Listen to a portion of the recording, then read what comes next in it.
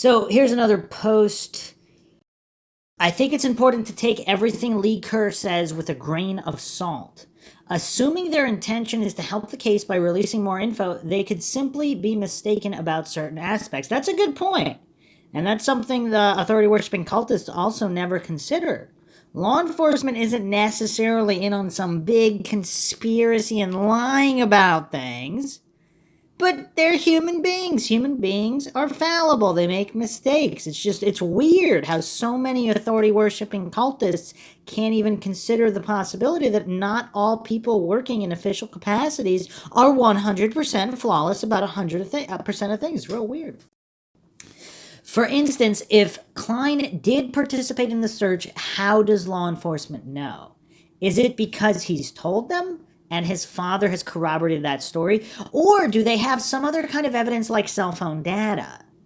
Based on what very little I know about him, it doesn't really seem especially in character for him to want to participate in searches. He doesn't seem like the kind of guy who would engage in physical activity for a stranger one county over just out of the goodness of his heart. Maybe he did because he connected the dots and realized the girl he was catfishing had gone missing. Maybe I'm reading too much into things.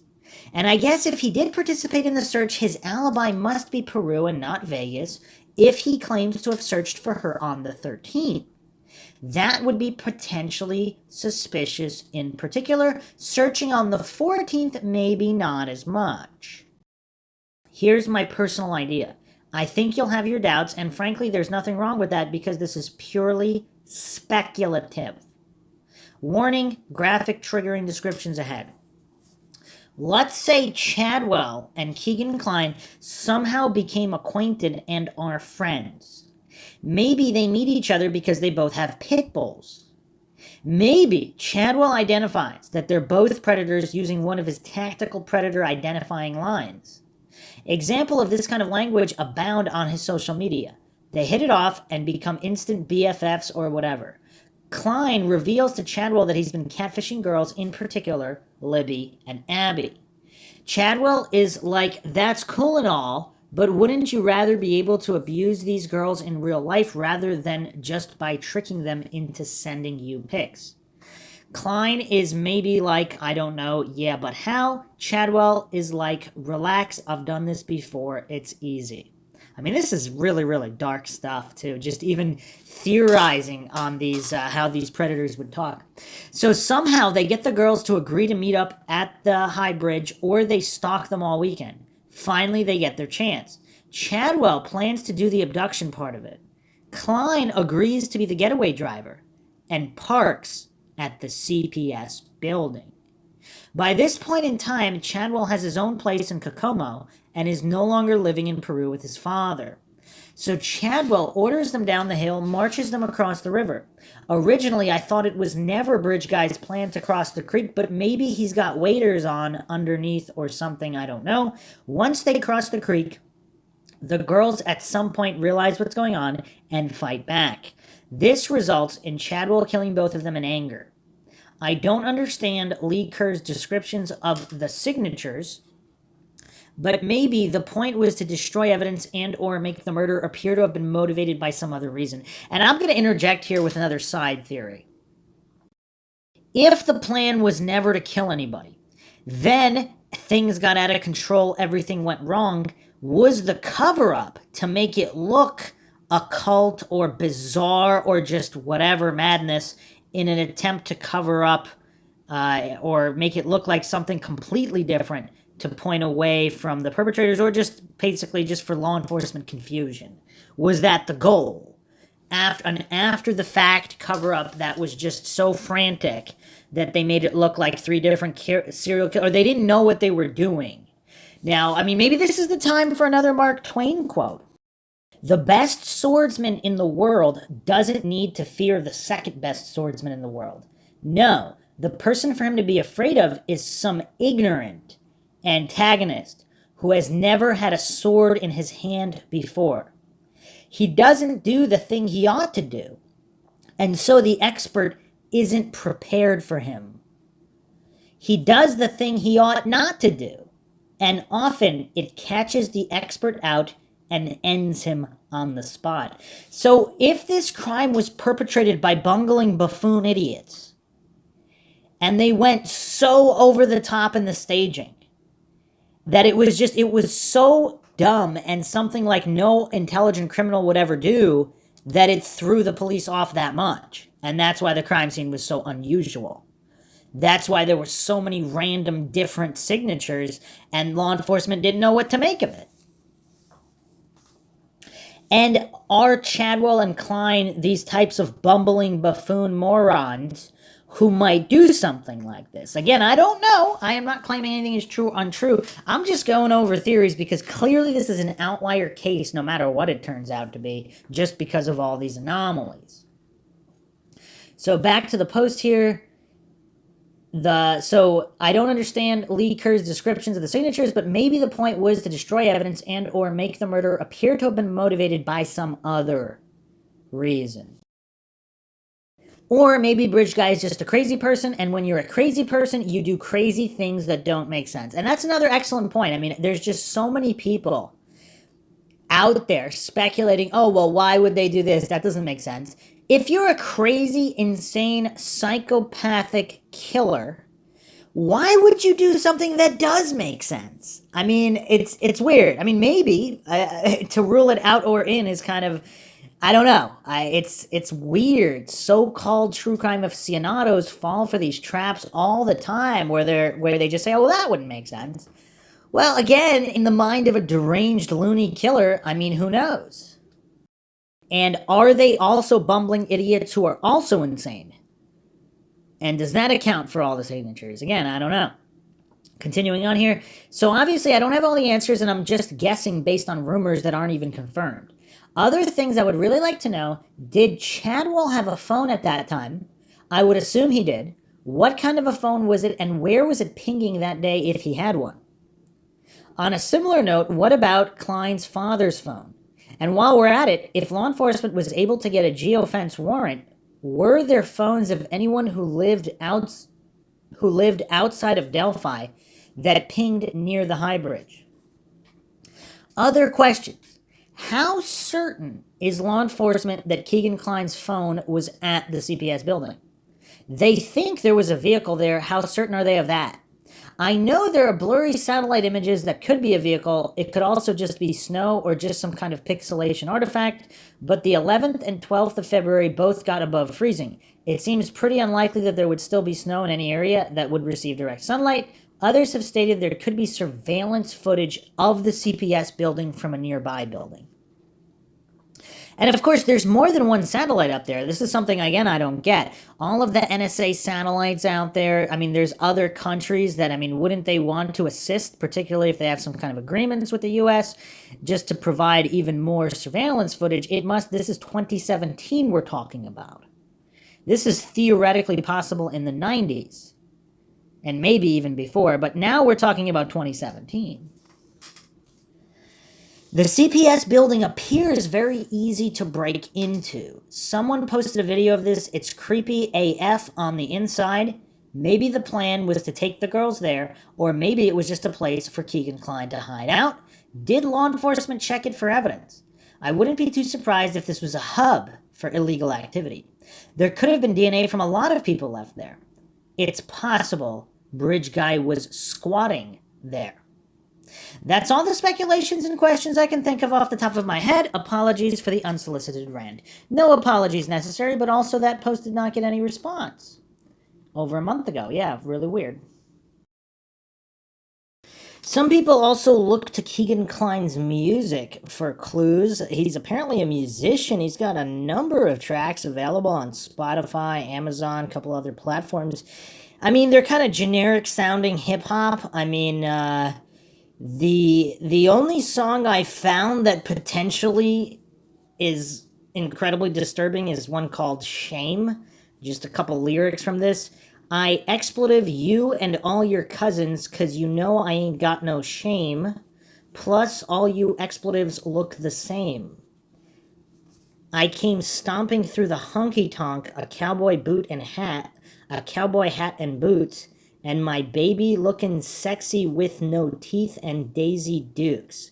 You already know how we ride, 'cause it's in my family roots. Nothing incredibly damning, but still kind of disturbing. But going back to the theory with that Chadwell and Kline might know each other as well as others, this is a post from a month ago, also on the Delphi Murders subreddit. Without doxing anyone, I will say I did some digging on Keegan Kline's Facebook friends and noticed at least one of them is friends with someone who is in Chadwell's family. Peru, Indiana, where Kline was arrested, and where Chadwell was from, are 30 minutes apart. I don't think it's far-fetched to consider that pedophiles living that close may have run into the same online or in-person circles. I don't exactly know what this all means, but when I noticed the Facebook friend connection between Chadwell's family and Kline's friends, it made me wonder if it's possible the two of them knew each other somehow. What do you think? And here's the other thing: if they're not criminal mastermind geniuses, wouldn't they have also friended each other? Or maybe maybe not. Maybe even the dumb guys, they have some other means of communicating, so they wouldn't plaster their connections on any kind of main social media sites. I don't know. Or they have all these other fake accounts or whatever where they communicate. Wow, someone posted this. I think Kline's dad bought his pit tie from Chadwell when his dog had puppies. Just a wild thought, but a lot of coincidences are coming together. Another post, I've been thinking and saying this too, I can't shake the feeling that Chadwell is involved. The way Chadwell brutalized that little girl, who I think about almost every single day, is a very special brand of expletive up. It was so violent and brazen, I 100% believe that he clocked her in his neighborhood and had been thinking about taking her for weeks before he finally acted. He's not the run-of-the-mill pedo who preys on the kids closest to him like family members, which is what's most common among pedos. The act of a stranger abduction and sexual assault of a child is relatively rare in comparison. We hear about them and know about them and feel more common because they attract national attention, but it doesn't happen as much as people may feel it does. From what I understand, pedos acting in network or rings to share images and engage in sex trafficking amongst themselves, the notion that Kline and Chadwell knew each other is not as far-fetched at all in my mind, and the coincidence of Chadwell's arrest and now his guilty plea occurring so close to the new ISP press release is interesting to me. Chadwell could be bridge guy. Kline could be bridge guy. They both could have been there for all we know. Maybe they shared the Anthony Shots accounts and the police are trying to tie him to it. Or maybe Chadwell online activity led them back to Kline again. Whatever it is, I just can't shake the feeling that Kline and Chadwell are connected to each other and to Delphi Bridge Guy in some way. I've always had that feeling about Chadwell. The little hairs on the back of my neck stood up and I almost felt sick when I started looking into him. I get the same sense from Kline. There is something there. Also, the fact that ISP hasn't formally cleared him of involvement like they've done for other persons of interest. They've had plenty of time to clear him if he could be alibied or not a DNA match or what have you, but they haven't yet. It's not hard evidence of anything, but it's interesting and stands out to me. Another post, I think it's possible too, Kline being a lone catfish creep and then just jumping straight to murder seems slightly unlikely. But once you open to the possibility of a ring or even an online circle of people sharing images, for example, things could definitely become more broad. Anonymous usernames or leaking of info on the girls to other local predators is a possibility. Hell, that could be something you can buy on the dark web for all we know. Chadwell's violence did really strike me as quite fringe compared to the average pedophile, so I thought he was a pretty promising candidate. I guess we'll just have to wait and see. It's kind of hard to not even think about other cases too, like the Amy Mihalovic case, still officially unsolved. If you haven't checked out the MINDSHOCK series on Amy Mihalovic, make sure you check that out. There's speculation that there might be a ring involved there as well. Also, possibly with some kind of law enforcement ties. Is that why some of these cases remain unsolved? A very good post here also by someone else when I guess this is a local. While I was digging through both of their friends lists, I had several friends of friends in common. For example, I have at least 5 mutual friends of friends in common with Kline's dad. and probably more because he's friends with a lot of people. I live 90 minutes from Peru and have no ties to Peru, Kokomo, Logansport area. I just know quite a few people from around that area. So I wouldn't necessarily jump to any conclusions. A lot of people in that area likely work at Chrysler or one of the other manufacturing plants, either directly or indirectly. They went to Purdue, or they are like fourth cousins twice removed who met 20 years at a funeral. I mean, that is a good point. There's a lot of people on Facebook who are friends of friends, so that doesn't directly mean anything at all. Another interesting post here, I'm from around there, and them being within 30 minutes of each other could mean they are best buds or never met. I drove almost that far to high school every day. My point is that distance is funny in rural type areas, so it's very possible. Another good point there. So here's a great post from Agent 847. Lowlifes, no lowlifes. It wouldn't surprise me in the least if there was some connection, but I'm not betting the farm on it either. This latest release has the whole Delphi interested community in a lather, but it's like every other thing law enforcement has done. It's vague and it leaves more questions than answers. Just the fact that Keegan Anthony Kline was free for 3 years after having possessed all of this child exploitation material is deeply alarming. I keep saying it, but there's something very off about the fact that law enforcement has known this guy since the first days of the investigation and has said nothing. They've had every resource available to track down his associates, but they're just now asking for people to come forward who talked to Anthony Schatz. The one thing I keep coming back to is maybe a tip came in from someone who had an online chat with this guy, and he revealed he knew some detail that had never been made public, and what was once thought to be an unrelated pervert suddenly has law enforcement locked in on someone behind this identity. It may be Keegan Kline or someone else entirely. Could that be Chadwell? Dunno. Okay, here's another good point though.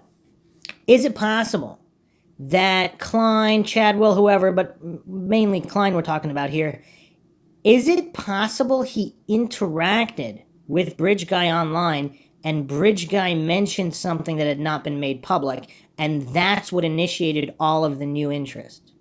Or somehow Kline knew Bridge Guy either in real life or not and knew some detail and he was bragging about it to somebody else in this ring. Is it possible that on these online rings there are individuals who draw the line at murder? They don't condone any actual murder.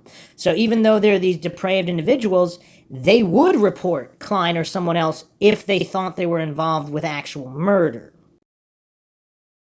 But clearly there was some kind of impetus to release this information, possibly that first page article in the newspaper regarding law enforcement in Delphi, but maybe not. Maybe it could have been something else. Another good post here. Does anyone know if the search warrant was prompted by the release of the first still image and audio that ISP released? Did that generate a tip that led them to Kline the first time? It sounded like, from the PC affidavit, that the FBI led them to Keegan Kline. I just wish they had held that picture and audio until after they executed the search warrant. I feel like the picture is what panicked Kline to reset one of his phones. Then, after they took him for questioning, he came home and, quote, found, end quote, his iPhone, the ones he'd been deleting things on already that same morning before the warrant was executed, and started deleting and uninstalling a bunch of stuff. I'm worried they sort of expletive the bed on that one. Although the counterpoint is supposedly they can still retrieve that information. Again, unless Kline is some kind of technical genius, and even if he is, supposedly they can still recover all that information. I don't know. Another interesting post here by Into the Soil. There have been coincidental connections between murderers before that had absolutely no bearing on the crimes they committed. Incredibly interesting either way, but I am far from ready to start assuming Kline and Chadwell had any actual relationship at this point. Yeah, that's a great point as well. Why wouldn't murderers be able to know each other and not know that they are murderers? out of all the murders in the history of the world, or even in the United States throughout all time, I mean, there's got to be a certain percentage of murderers who happen to know each other on some level that did not commit crimes together or possibly even know of each other's crimes. So, an interesting post discovered here by Professional Emu seems like Chadwell and Kline had the same barber. Kline promoted the shop in November 2019 on Facebook, and Chadwell tagged him in March/April this year. Huh. Wow, there's a lot of astute researchers out there. I mean, again, how many barbers could there possibly be within that certain area? So again, obviously that's not damning proof in any way, but it's something. It's more than zero. So another write-up here on the points of possible connection. So regarding Chadwell and the Delphi murders. So Chadwell lives in close proximity to Delphi. The crime he committed against the 9-year-old girl. His voice, gait, and appearance align with Bridge Guy. The hat Bridge Guy is wearing, people have speculated, is a specific hat that welders wear. Chadwell seems to have welding experience. His social media had a photo of a high bridge, similar to Delphi's. His Facebook profile went dark around the time of the Delphi murders, and he was someone who posted almost daily. He has photos of himself camping and being outdoors often, something that people speculate Bridge Guy would be into. He had a lot of weird posts and TikToks talking about only liking women his own age, shaming women for dancing or twerking.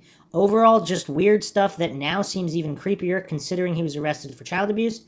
And, of course, his tattoo of the girl with blood tears running out of her eyes on his arm, people have speculated looks eerily similar to Libby. And if you haven't checked out the Chadwell episode on the MINDSHOCK podcast, check that out. I mean, very disturbing stuff. Again, nothing 100% damning, but just disturbing stuff. Okay, so another interesting post with a variation on the theory, but here's the gist. This is by That's the username. If Kline is actually involved in the crime, I believe this happened. I think it's likely Chadwell and him were in touch and shared photos, possibly accounts, grooming techniques with each other, and planned the crime together. I just think that it didn't go as planned, and only one of them was on the bridge and killed the girls. The other one was supposed to see the girls in the car or a second location, or at the very least some images of the crime.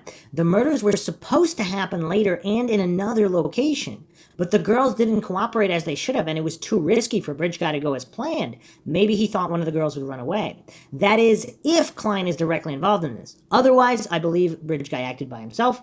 I have to say, though, I generally don't believe Bridge Guy is Kline, and I still lean towards Chadwell. I know there's way more stuff that makes Kline the suspect, but I really don't see Bridge Guy in him. So again, just a random post. I will add this, though. I always mention this. Everybody seems to forget. The thermal imaging drone did not pick up bodies. Okay, it was flown that afternoon. So is it possible there was a second location? Again, rumors early on, again, looking through a lot of cases, in a good percentage of cases, early rumors turned out to be true. I mean, a lot of cases have this roller coaster effect. So the crime occurs, there's a whole bunch of rumors, then they're all dismissed and ruled out. Then X amount of time later, it turns out they were true or partially true, then there's the backtracking. Obviously, that's not all cases. I'm not even going to say that's the majority of cases. But it's in a certain percentage. It's in a non-minuscule percentage of cases where early rumors turn out to be true. So if they were taken elsewhere, a barn or wherever, a shed, and is it possible there were two or more perpetrators? So if there's a ring involved, I mean, that opens the door to a lot of stuff. If there's no ring and it's just these two scumbags, possibly three, maybe even four, I guess, but they're acting not with any kind of larger rings with some people in official capacities. So is it possible they were taken, then returned to muddy the waters, or did a different individual return them? So let's say I don't know if there's a connection between Kline, Chadwell, and Ron Logan. If there's a third individual involved and he knew about Ron Logan's land, maybe had some kind of an argument with Ron Logan or just didn't like Ron Logan and wanted to frame him, maybe the two guys that were the more complicit, the two guys that did the murders, they wanted nothing to do with this.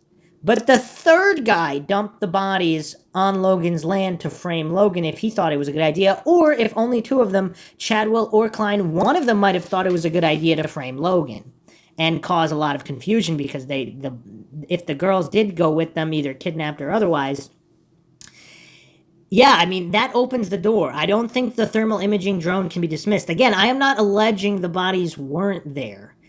There's just so many anomalies on how they weren't found. Supposedly the area was searched that afternoon and the bodies weren't there. Again, this is all second, third-hand accounts of searchers. I'm not alleging that it 100% happened, of course, because if the bodies were there, how could they be searched and they not be there? Obviously, this would have to involve the bodies not being there if those accounts are true. Okay, we're going to major mind shock territory now. So let's go down another rabbit hole here. Here's a post by T.H. Ferber.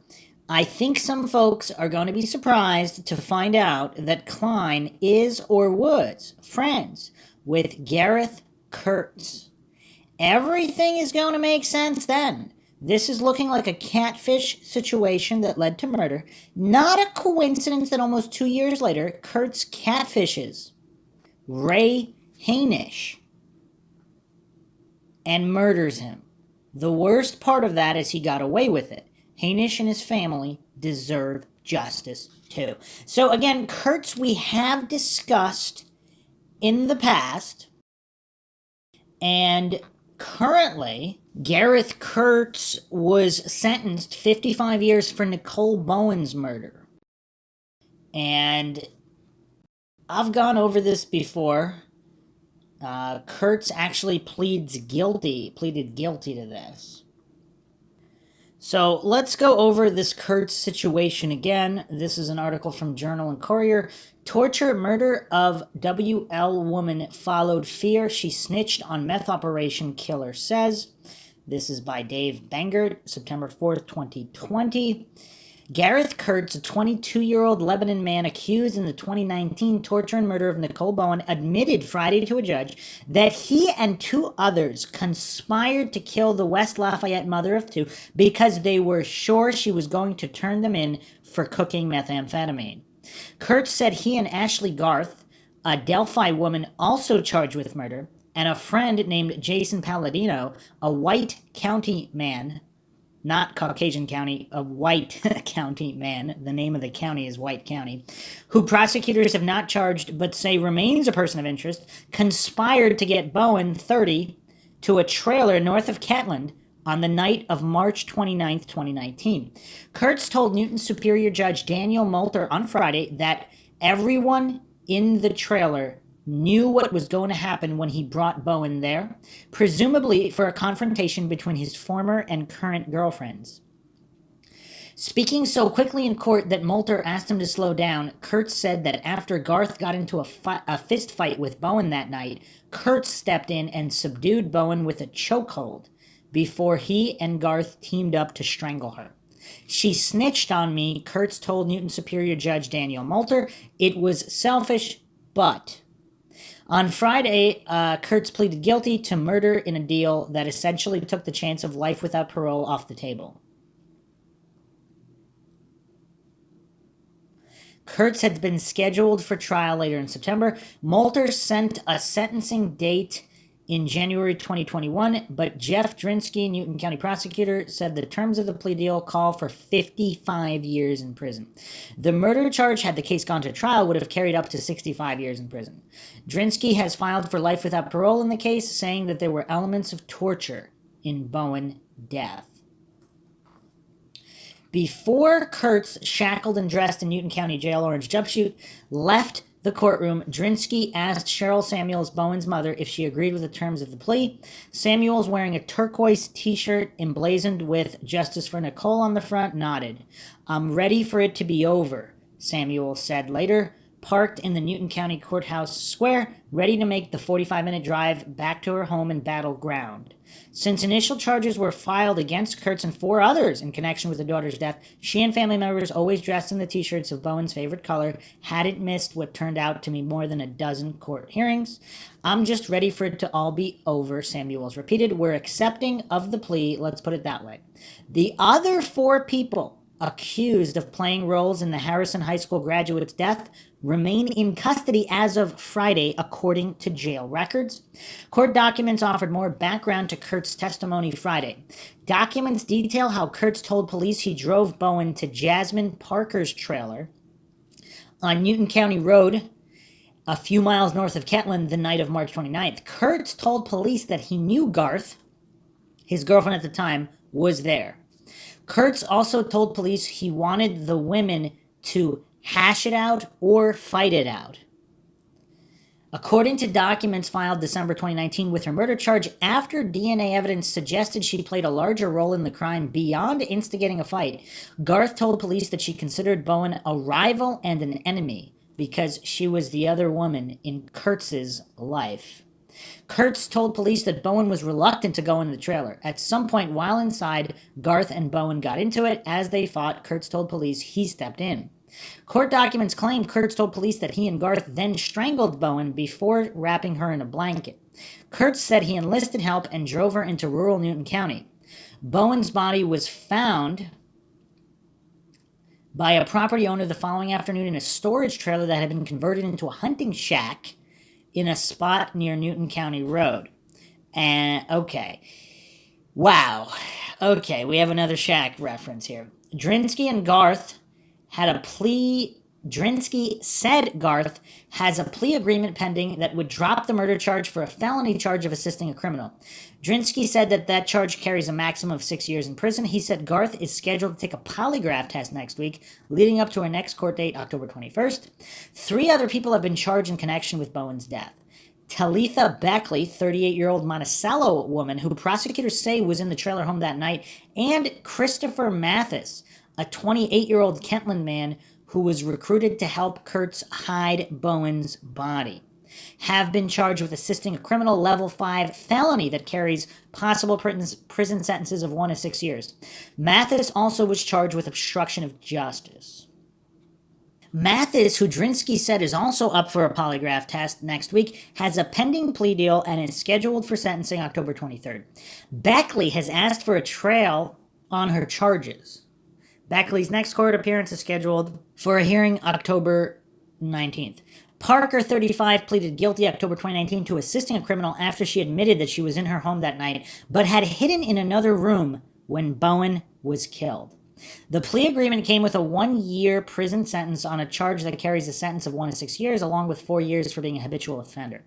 Kirts' claim that Palladino was involved was the first in public in the case. Drinsky said Palladino was not in the trailer that night. He said the only other detail he could offer was that the case is still under investigation. Efforts to reach Palladino were not immediately successful Friday. Still unresolved is Kirts' possible involvement in the March 2019 death of Ray Hanish, a 49-year-old man found dead in his Reynolds home.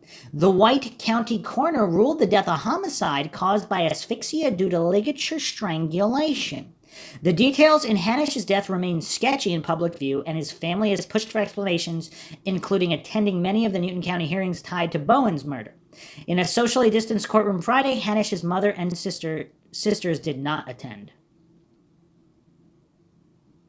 December 2019, White County prosecutor Bob Guy, what a name, confirmed to the JNC that he was waiting for Kirts' case in Newton County to wrap up before filing charges connected to Hanish's death in Reynolds. Guy declined at the time to offer more details. He said investigators did not believe Hanish's death was murder. He wouldn't commit to whether a criminal act led to Hanish's death, whatever that means. Okay, so here's an updated article from Journal and Courier, updated December 28th, 2019. Suspect in Kentland torture murder case tied to strangulation death weeks earlier, 2 counties away. Dave Bangert. Family of Ray Hanisch first were told he died of natural causes. The death certificate now says homicide. Prosecutor says Garrett Kirts, suspect in Nicole Bowen's murder, is connected in some way. The November morning, a bailiff escorted Garrett Kirts, a Lebanon 21-year-old shackled and dressed in an orange jumpsuit, into Newton Superior Court. Dottie Hoagland Hanisch had squeezed into one of the 2 rows of the gallery, already filled with more than a dozen people in light blue t-shirts printed with a hashtag, Justice for Nicole. Hoagland Hanisch was a mismatch in a white t-shirt with big block rainbow letters. She'd made the 2-hour-plus drive from Warsaw with her daughter Roxanne Collins, who had come from her home in North Carolina, there in an identical white t-shirt, knowing she'd have to explain the message across her chest, justice for Ray, and what it had to do with a murder case on another side of Indiana in another time zone. When her son, Ray Hanisch, died in March at the age of 49, his body was found in a Reynolds duplex days later. There were no accounts in a newspaper in or around the White County town 25 miles north of Lafayette. Nothing on TV either. Nothing much on social media even. The initial word she received was that Hanisch, a nurse at a nursing home in Monticello, had died of natural causes. It didn't add up, Hoagland Hanisch said. Months later, in September, Ray Hanisch's death certificate was released by the White County coroner. Under the manner of death section, the coroner put a check mark next to homicide. The cause of death, asphyxia due to ligature strangulation. The how and why are still sketchy from official sources. Sergeant Kim Riley, a spokesman for the Indiana State Police post in Lafayette, said results of an ISP investigation into Hanisch's death were turned over to the White County prosecutor. Beyond that, Riley said he wasn't in a position to share details of what police suspect happened to Ray Hanisch. What the family knows from the prosecutors that Kirts, charged in Newton County, jailed and awaiting a trial in connection with the strangulation death of Nicole Bowen, a West Lafayette mother of 2 found dead in late March a few miles from Kentland, was somehow tied to Ray Hanisch's death as well. So Hoagland Hanisch was there in the second-floor courtroom of the Newton County Courthouse among Bowen's friends and family, saying she'd keep showing up for court dates in another case to await on what she wants as spelled out on her custom-made t-shirt. Somebody needs to see that justice is done for my son, Hoagland Hanisch said. I guess it'll have to be me. The connection? The timeline. White County prosecutor Bob Guy confirmed to the JNC that he's waiting for Kirts' trial to wrap up in Newton County before filing any charges connected to Ray Hanisch's death in Reynolds. He declined to give many details other than to say that witnesses tied to the Newton County death of Nicole Bowen have cooperated in the White County investigation too. His case will play a major role in what we do over here, Guy said. We believe we have a pretty good picture of what took place in White County, Guy said. We do not have a murder, I will say that. If there is a criminal act, it would be a much lower level. I'm not even saying there was a criminal act. We're, in a sense, playing a wait-and-see game. Cody Spear, Kirts' attorney in Newton County murder case, did not immediately respond to calls for comment. Hoagland Hanisch said Guy has been in touch and has told them whatever happened, Kirts claimed it was an accident. The rest, she and her daughters, Collins and Cher First Prentice, have tried to piece together the best they can. Hoagland Hanisch described her son as a mama's boy, staying in touch 3 or 4 times a week and attentive to her calls and texts from the other side of the state. She said her son was someone who wanted to help others even when she didn't think it was the greatest idea. That was the case in December 2018 when Ray Hanisch told her about taking in a couple who had been living in a van, feeding them, and allowing them a place to sleep and shower. I saw Ray posting pictures of these meals that could feed a family way more than he could eat, Hoagland Hanisch said. I told Ray, don't get involved, be careful. But I knew his heart. That's just what he did.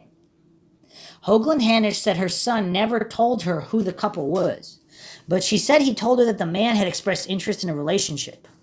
Hoagland Hanisch said Ray was gay, but he had told her that at nearly 50 years old, he wasn't going to get involved with someone who was in his early 20s.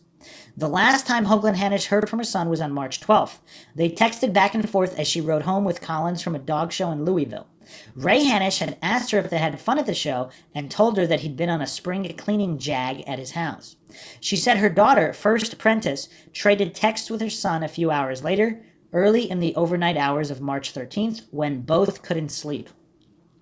Hoagland Hanisch said texts she sent on March 13th and again on March 14th went unanswered, which she said she found odd. She said a nephew who lived in Valparaiso but worked in Lafayette had stopped in Reynolds to see Ray Hanisch around 4:30 p.m. March 13th, but her son's Pontiac G6 wasn't there, so the nephew drove home. When 3 more days passed with no answer from her son, Hoagland Hanisch called on March 16th to the nursing home where Ray Hanisch worked weekend shifts, hoping to catch him there. She was told he didn't show up for his shift. I immediately knew something was seriously wrong, Hoagland Hanisch said. Ray was never somebody who missed work. She said she filed a report of a possible missing person with Indiana State Police that day. On March 19th, a deputy with the Kosciuszko County Sheriff's Office came to her home and told her that her son had been found dead in his home in Reynolds. Collins said his car was gone, recovered later in Lafayette. So was his cell phone, wallet, and credit cards. Police later tracked down a TV that had been taken and identified with a receipt the family found in Ray Hanisch's home. She said that when the family was allowed in her brother's home, the place was filled with cigarette butts, Solo cups, and generally trashed. Details still sketchy. Collins said the family still doesn't know where her brother was found in the home, who was there when he died, or why his face and upper body were so bruised that they couldn't have an open casket during his viewing and funeral on March 23rd in his hometown of Hebron in northern Indiana. The coroner's report that came months later that Ray Hanisch died by ligature strangulation was kind of like a gut punch, Collins said. I knew from the get-go that something happened to my brother, that this natural causes was total BS, Collins said. I have some scenarios in my mind. The one thing that sticks in my head is that he's getting swept under the rug because he was gay and that maybe that was part of what happened. Whatever happened, someone deserves to pay. The Nicole Bowen case. While law enforcement has been tight with what they know in White County, charges filed in Newton County lay out what police and prosecutors believe Kirts did to Nicole Bowen 2 weeks later, a few months north of Kentland. According to court documents, Kirts told police he drove Bowen to a trailer home on March 29th, where he planned to pit Bowen, 30, against his girlfriend, Ashley Garth, a 27-year-old Delphi woman who told police she'd considered Bowen a rival and an enemy because she was the other woman in Kirts' life. Kirts told police that he wanted Garth and Bowen to hash it out or fight it out that night in his trailer home, according to a probable cause affidavit filed with his murder charges. It seems like he's into older women and much older men regarding Gareth Kirts, if all of this information is to be believed.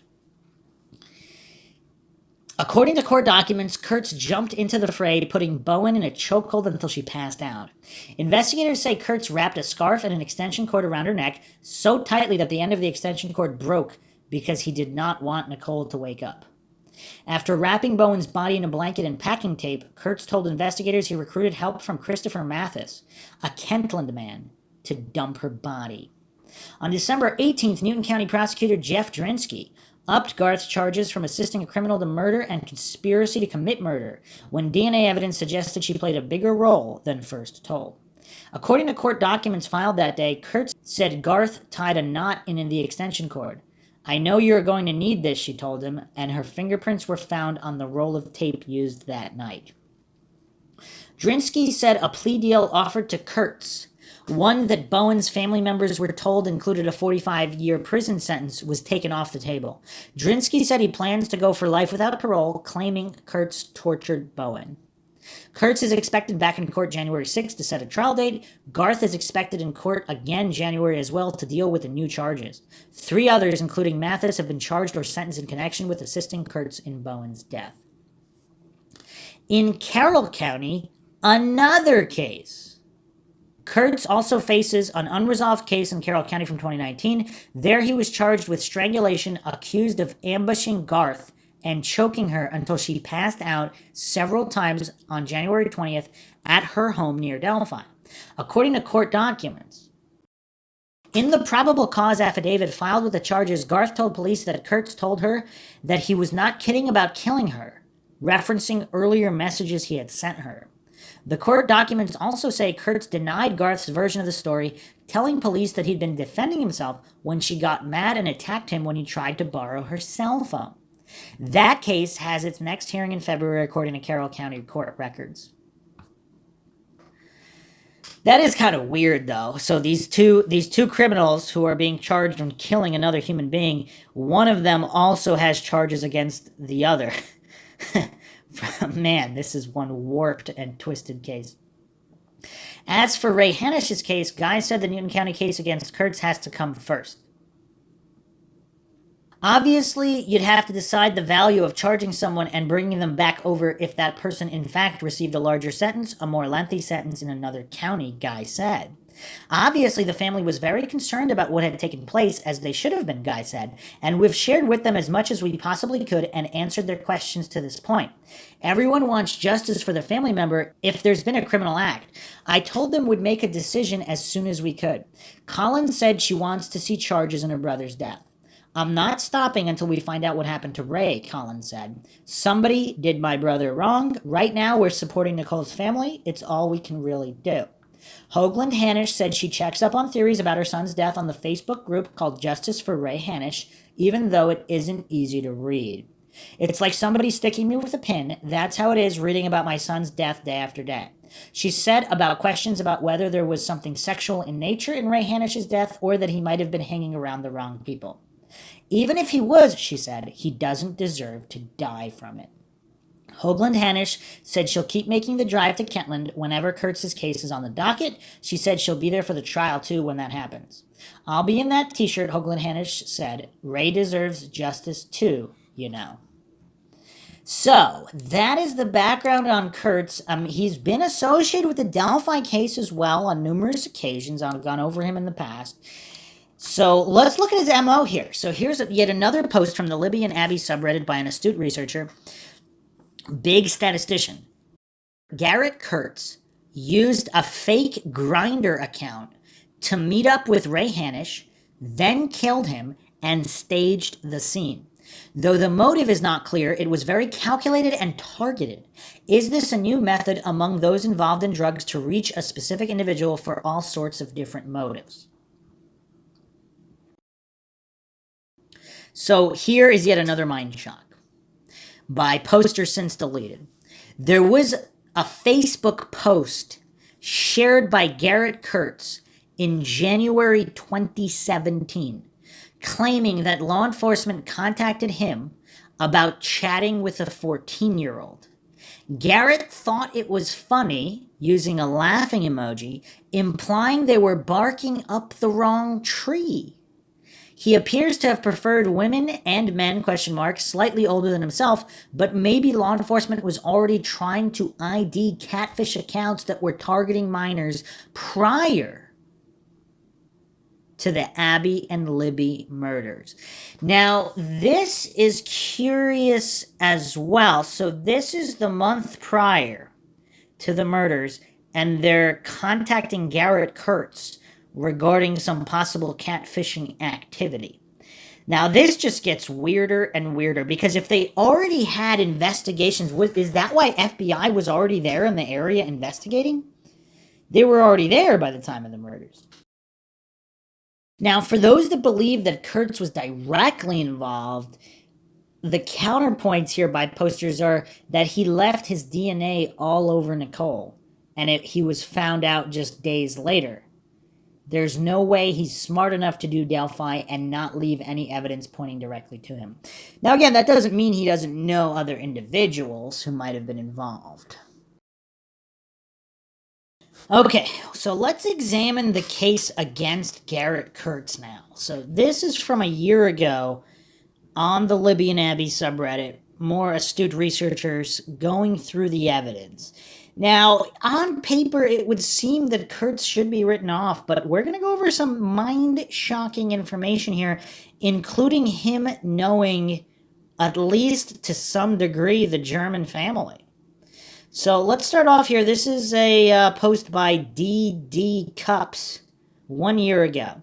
What is the case against Garrett Kirts? Just posting an open question, I'm a little surprised here that Garrett Kirts isn't being spoken about with higher intensity as the chief suspect in this crime. At least someone in his crew. What is the case against? Because the case for is quite compelling.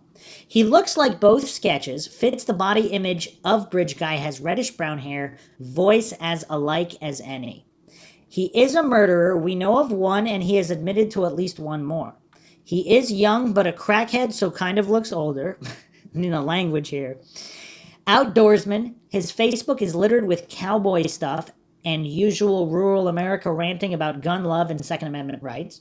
Has confirmed to have spent considerable time on Ron Logan's property. Now, this is the one that really makes me unable to write him off completely. Perhaps he knows individuals, perhaps he knows who did it. I don't know. But that's just a curiosity. I mean, how many individuals that end up being murderers are just hang out on Ron Logan's property? I mean, that's just a curious question. So this is a fact from his Facebook posts and the interview where he stated he spent time there and knows about the shallow sand banks.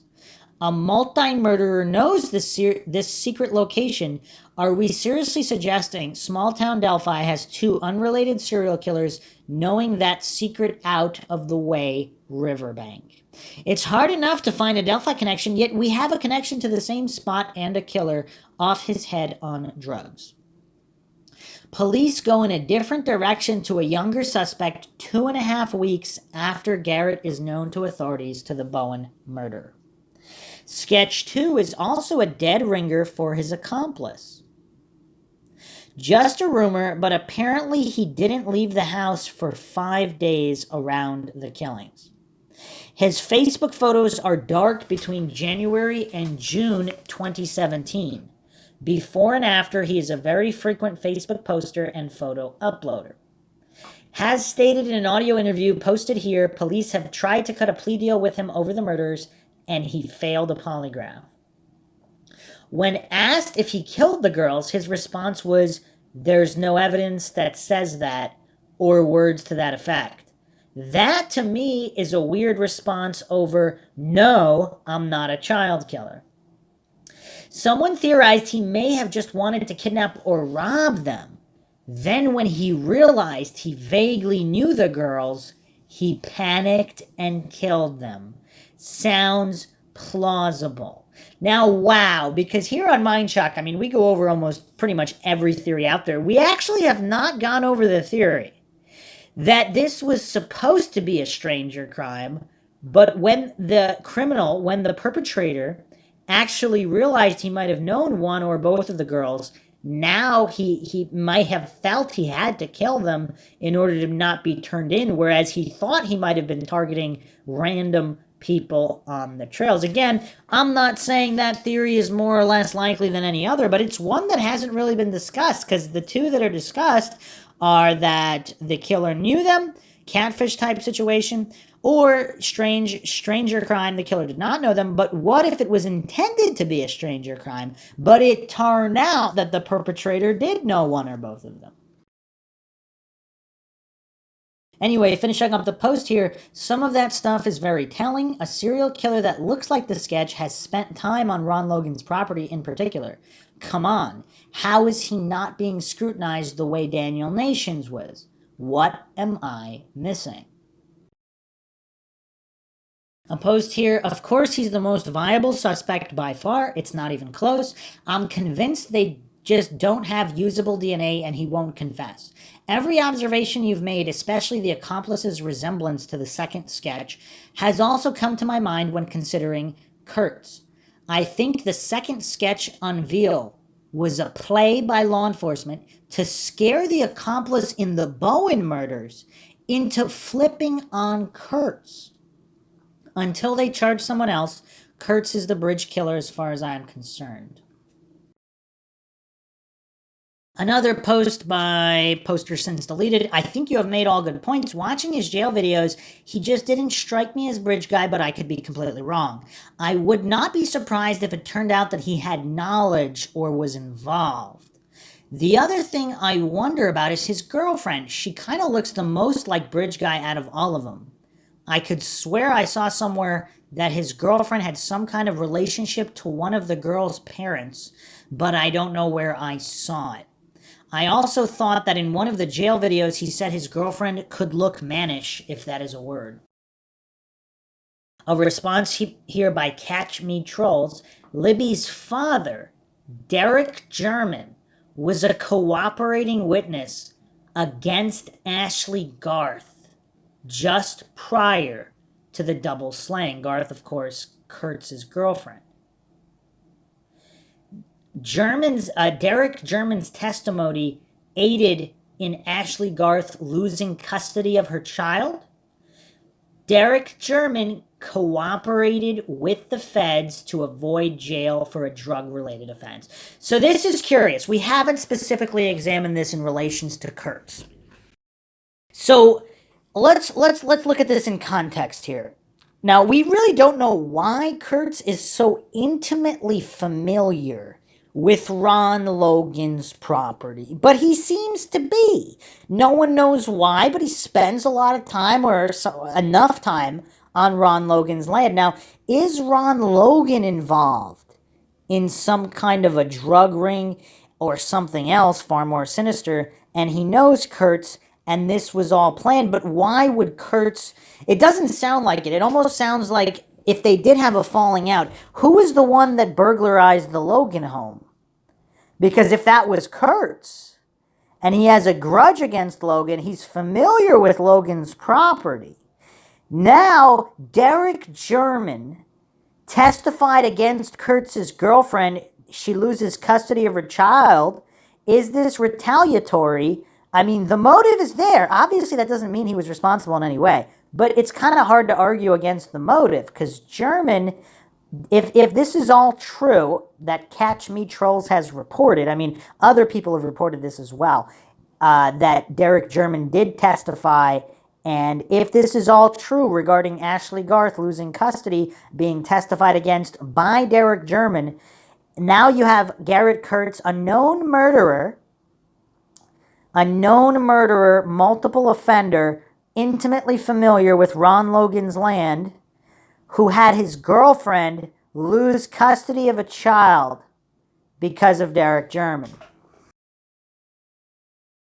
I mean, I don't know. What do people make of the theory that Bridge Guy is a female? Would she... and going back to the theory that Bridge Guy had an old man mask on, what do we make of all that? Another astute post here by Gypsy Jenna. I would be thrilled if it were him, since he's been incarcerated for a while, regarding Garrett Kirts. I do agree there are some interesting points about him, particularly his knowledge of the area. When it comes to his intelligence is where I'm less optimistic he could be the perp. I can't help but think that if he did it, someone would have spoken out already. There's no way he would have kept a secret. I'm not saying that whoever did this is some sort of evil mastermind genius, but I think there's an elevated level of sophistication that Kirts doesn't exhibit to me. The rebuttal post here: if Abby and Libby were killed to silence people, then others wouldn't be willing to say anything, especially for a nominal sum of money. The reward isn't really that small, but also not enough to really change one's identity and totally start over somewhere else. They would probably be thinking, is it worth it to also risk my life with meth addicts and a gang to come forward about this crime?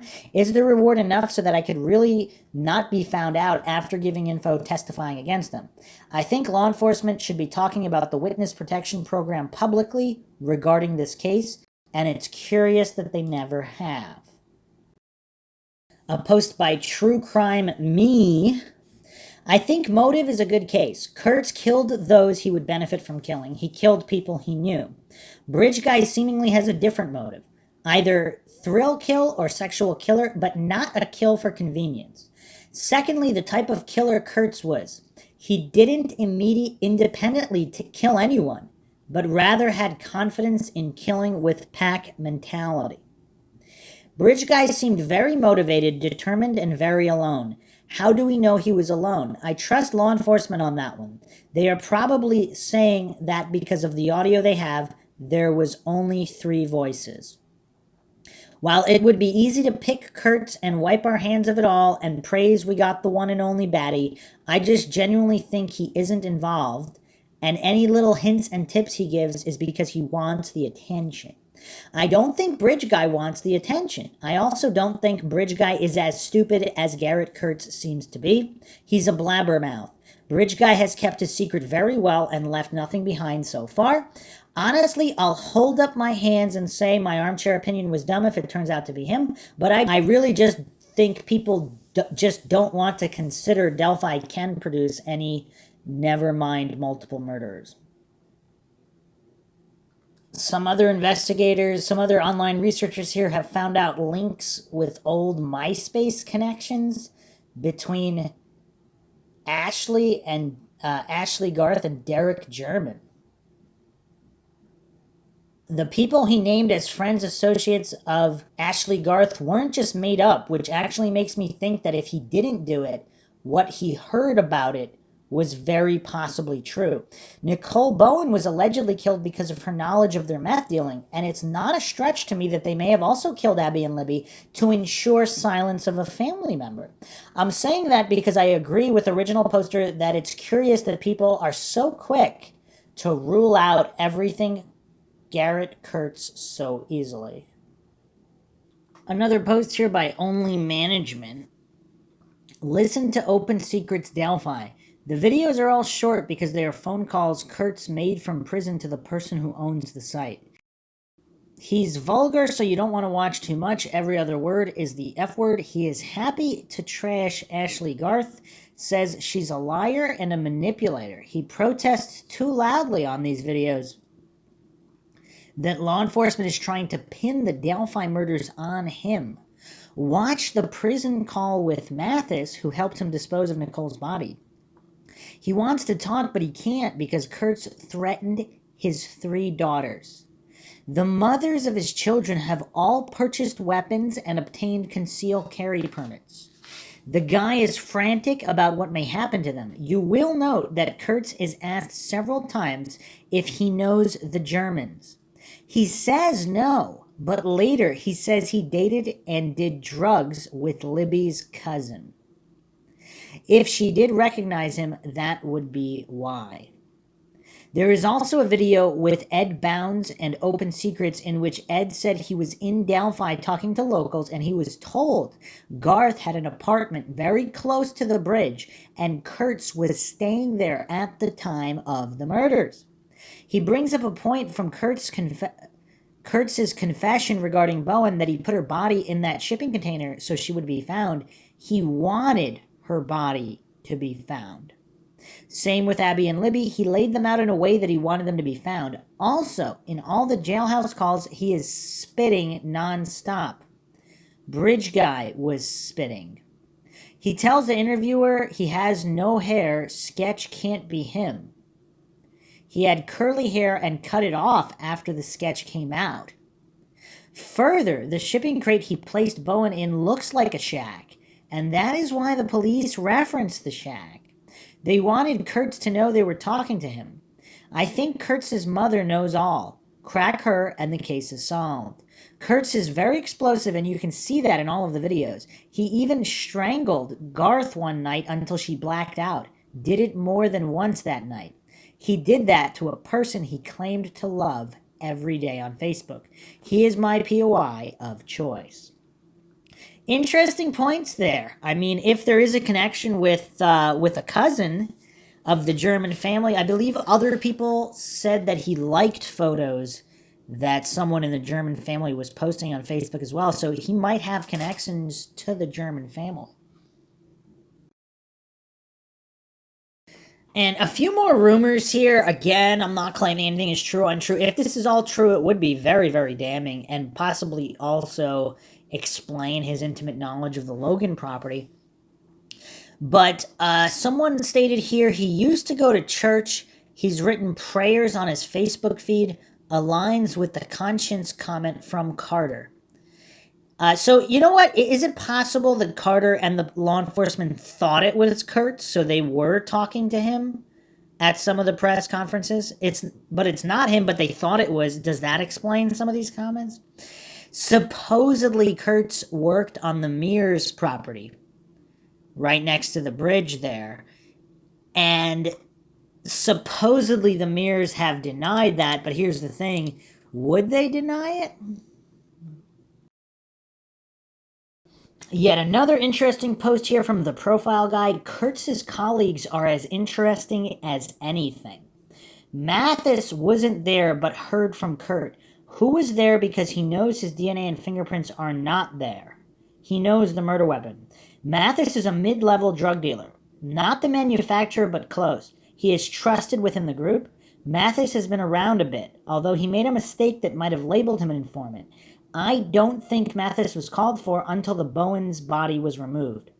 Jasmine Parker. If Nicole was murdered for being a snitch, then most likely Parker catfished her. Probably through fear, and she doesn't even know it. Jasmine lived in the same town as Nicole Bowen.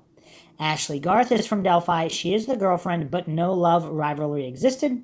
They could hardly say it was an ordered and planned hit. Just a theory. So further analysis here from interviews with Garrett Kirts on Open Secrets, and there are YouTube videos of all of this. A write-up by Mom Anan.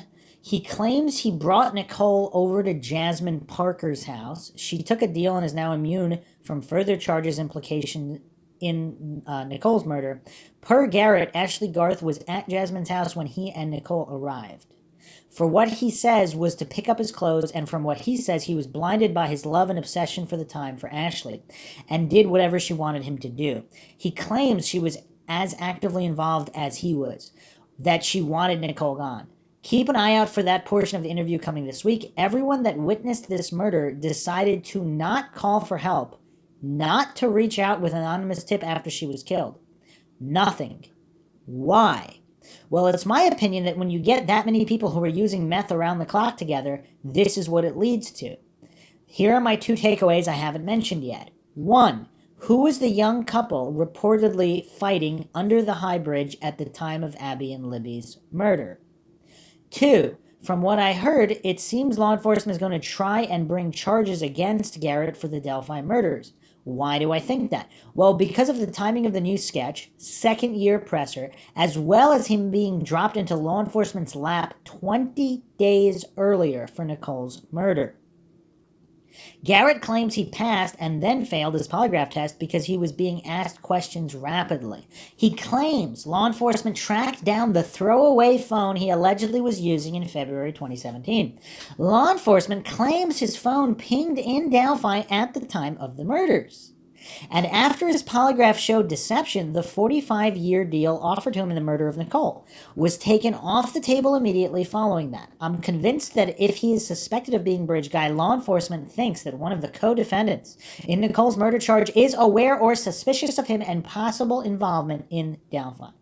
How many coincidences before it's mathematically impossible? If Garrett is being honest and has nothing to do with the killing of Abby and Libby, it means that there would have had to have been 2 serial killers that happened to be on Ron Logan's property the same month and year of Delphi slayings. Anyway, sorry guys, I'm kind of taking this out with myself on here, so I'm much info I'm processing at once. Counterpoint here, another thing is Kurt is the one giving the info. Maybe the cops are lying to him about failing the polygraph.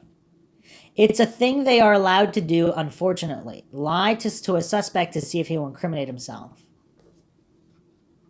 I find it funny that he says the one cop was nice to him, giving him the old good cop, bad cop routine. Okay. And they let him smoke a cigarette. And someone responded they gave him the cigarette to get his DNA off of it. And that's another thing. Like, they might have really thought it was him and planned to go through with it. And maybe possibly just to get the case solved. Because, again, unfortunately, across the country, there are police officers who just want to close cases. Not necessarily find the guilty parties. They might think they're guilty or guilty enough, or maybe theoretically they could be guilty. Obviously, it's not proven beyond a reasonable doubt, but they want to close cases. They want that positive publicity. They want those numbers covered. Unfortunately, that is the case. Now, would they do that in a high-profile case? Maybe. I mean, on one hand, there's that much more pressure to solve it because these were two kids that were murdered. On the other hand, certain officers might want to do it more by the book because the kids would deserve justice. So you get both ends of the spectrum in a situation like this. Now, regarding why he would even do the interview, the interviewer posted this here. I gave him plenty of notice and the courtesy of time to go over all of this with his attorney prior to me writing, editing, and publishing the project. Garrett wants the public to know that he had nothing to do with the murders of Abigail and Liberty. There's quite a bit more coming. Conversation was absolutely fascinating, and he was very open about how his drug use contributed to the road he ended up going down. Another observer posted this. Good to hear his voice at least. What seems like a denial. Called them little girls in a way that suggests disgust at their murder. Sounds like a kid who messed up his life. Wonder if Abby and Libby's murder will sound as young and dumb as this sketchy dude. And again, with some of these psychotic killers, they might be disgusted at their own actions as well, and there could be some dissociative disorders, all of these things, so obviously that's not really proof either way. And there's even more connections here. So Sad Obligation posted this. I would also like to add, I'm not buying the fact that he didn't know the Germans, at least one particular one. Anna Williams is Facebook friends with Ashley Garth's mother. Huh. That's weird. So here's what some more posts regarding the polygraph by Satana.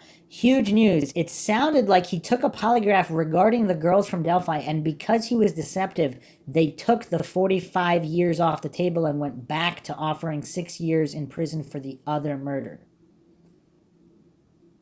Huh. Curious. So, regarding Christopher Mathis, this accomplice of sorts, an associate of Kirts, also on the Libby and Abby subreddit, user since deleted posted this. Kirts seems to have the authority, yet the guy is 22 years old, the youngest. Garth got out on bail, meaning she is pulling the innocent card and will say anything to the contrary that she was privy to the idea of premeditated murder. Mathis is going to do hard time for no other reason than helping Kirts dispose of a murder victim's body. The fact that Kirts has some authority here is interesting for his age compared to others. Mom Anon responded, it's my personal opinion that a lot of people underestimate Garrett Kirts. Now, here's the thing about that. So, people who truly research true crime, that actually go deep into psychology, profiling, and examine different cases and different criminals, is it possible that Garrett Kirts is just playing stupid? He's playing to be much stupider than he is. Now, this is more common than people think. And I've actually, I don't remember where. There was a business guy who actually had this as a strategy. I forgot his name. I wonder if he's on YouTube. He basically said he played stupid to make everyone think they were smarter than him, but he was the one pulling the strings in actuality, because if he came in being honest about his true intelligence level, they wouldn't underestimate him. They would have their guard up higher, whereas he played so stupid that they were a lot more relaxed around him, and they didn't believe that he would be trying to exploit them on all these business deals. Now, is that the case for certain criminals, where they play stupid, but they're the true string pullers? Also, is it possible that Kirts is just very unintelligent in certain areas, but there's one or two things where he's just almost kind of like an idiot savant of sorts, where there's just certain things that he does well, and that has enabled him to pull off more crimes than what he was caught for. Now, in a drug-induced stupor, is it possible he also does reckless crimes, but then he's also committed all these other crimes nobody knows about? Again, I'm not claiming anything is true or untrue. I'm just putting that possibility on the table because there are certain people that play stupid. Now, here's another super dark theory. This was posted by Mary Jane Evermont. Ashley Garth has the nose. I don't know if she's referring that to Ashley Garth being Bridge Guy, but she posted this. Who was Libby having trouble with at school? I read she was on the outs with some friends and wanted to make up. Was she lured there? How was one subdued while he killed the other? I really think they are doing a great disservice by not releasing shoe size, right or left-handed. I believe 100% they have shoe prints of this guy. Now, that's a curious theory regarding being on the outs with certain friends, because as dark as it is, young teens have, and even younger, have killed their friends over spats, over seemingly nothing to adults, but in their undeveloped minds, it justified murder somehow. So is that a factor? I don't know. So circling back here, all the way back to the Chadwell and Kline theory, now that we've dissected Kirts a bit, back to this post by the Ferber, I think some folks are going to be surprised to find out Kline is or was friends with Garrett Kirts. Everything is going to make sense then. This is looking like a catfish situation that led to murder. Not a coincidence that almost 2 years later, Kirts catfishes Hamish and then murders him. And the worst part of that is he got away with it. Or at least for now. Now here's the other thing too. I've mentioned this before. Even if all these guys know each other, that doesn't necessarily mean one of them is Bridge Guy or that they did the crime together. Or that they even know who the perpetrator of the crime is. Just like in any industry, for lack of a better word, people know each other. That doesn't necessarily mean anything damning, but it could. It definitely could. So the last thing we're going to go over here is a 3D image of young Bridge Guy, or the young sketch, whatever, the younger suspects sketch. The second sketch released. Curious, I don't know the origin of this, but this is the 3D rendered sketch.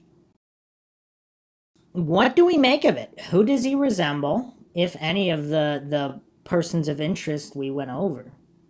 I mean, he doesn't really look like Kline. Does he look like Kirts more? Does he look like Mathis? Or is this just made from the catfish, from the Anthony Shots profile? Or is it someone else entirely? And what I've actually mentioned before regarding the sketches, so the old Bridge Guy sketch, supposedly this was the sex offender that was arrested and cleared and is no longer a person of interest. I mean, there are still some Dunning-Kruger goofs running around on the Delphi murders subreddit and other places who just cannot comprehend this. I mean, this is a police bulletin. I mean, they're hallucinating I made it up or started a rumor or something. You can go right on the Indiana State Police website and look at this bulletin that they released regarding the old Bridge Guy sketch. This was somebody who's no longer a person of interest. And then, of course, Jim Clemente has also stated as much, that he was arrested and cleared. So from what we know, there were people walking around who saw this older guy that seemed suspicious. And that's where the old Bridge Guy sketch came from. Not necessarily the guy on the bridge in the video. Although, again, we don't really know, but not necessarily. So he's arrested, cleared. Now, the young guy sketch allegedly made from a witness who saw him hanging around the bridge. Now, some people speculate that this witness was actually involved in the crime, and they just made up somebody who they know wasn't responsible to throw everybody off. So both sketches could theoretically be red herrings. Theoretically. The video could be a red herring theoretically. Again, if we don't have the exact metadata on the video, I've gone over that in the previous episode as well.